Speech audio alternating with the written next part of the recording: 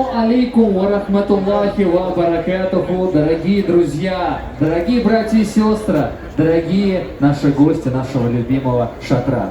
Только что мы вместе с вами прослушали гимн шатра Рамадана на слова руководителя Департамента культуры Духовного управления мусульман Российской Федерации, заслуженного работника культуры Республики Татарстан Рената Абянова.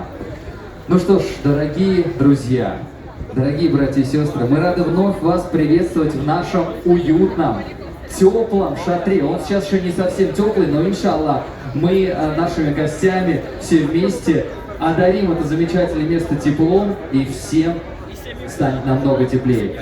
Итак, мы вместе с вами встречаем наш любимый, долгожданный, священный месяц Рамадан, и я в свою очередь хочу выразить огромную благодарность, что уже несколько лет подряд, альхамдулилля, мы вместе с вами открываем двери нашего любимого шатра. Кажется, что совсем недавно мы вместе провожали месяц поста, и вот, по милости Всевышнего, мы вновь в трепетном ожидании.